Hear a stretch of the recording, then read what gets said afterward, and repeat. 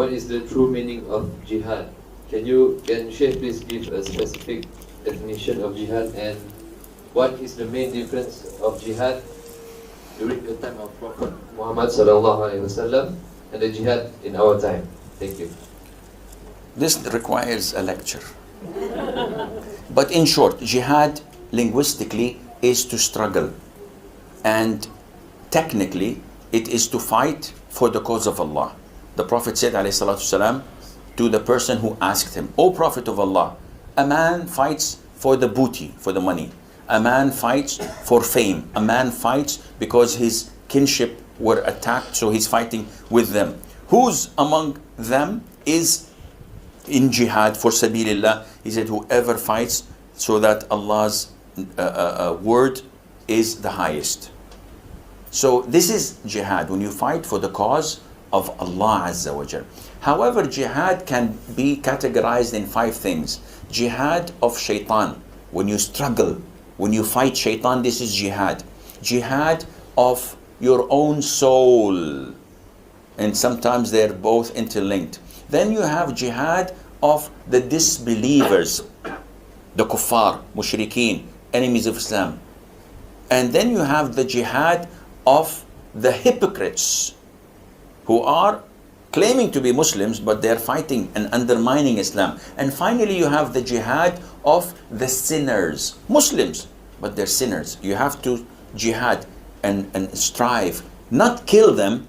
See, jihad is not only killing, it can be done by words. Allah Azza wa Jal says about the Quran, and wajahidhum bihi, and you have to have jihad with the Quran. And the Prophet ﷺ used to encourage jihad by words, like Hassan ibn Thabit. He was the poet of the Prophet ﷺ, and he used to criticize the mushrikeen with poems. And it was much more harder on them than swords, because people would circulate, "Oh, they said so and so about your family. They said so and so about your fear and being coward and running away from battle." And all the Arabs would talk about it. So poetry at the time was like CNN, was like, news agencies. So these are 5 types of jihad that we make.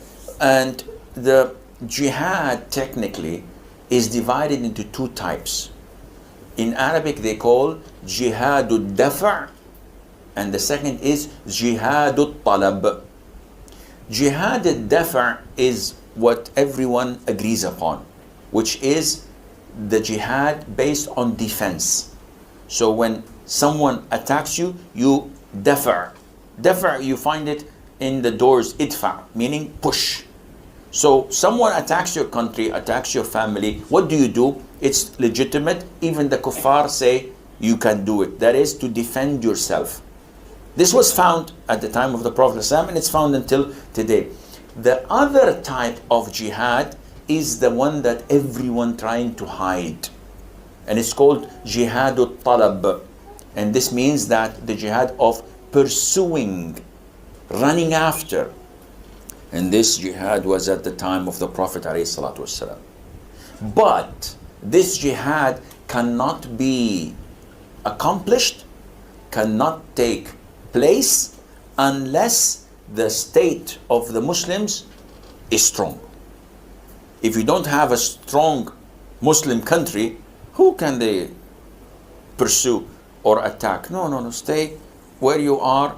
Just try to fix yourself, enrich your people with Islamic knowledge and Iman, then you can go. And what is the reason behind such jihad? Number 1, to call them to Islam. It is for da'wah. The jihad is only for da'wah. That is why when Muslims go and conquer the adjacent country, what do? We kill them all? No.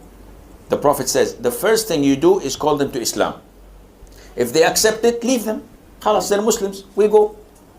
We don't want your country. We don't want your land. We don't want your wealth.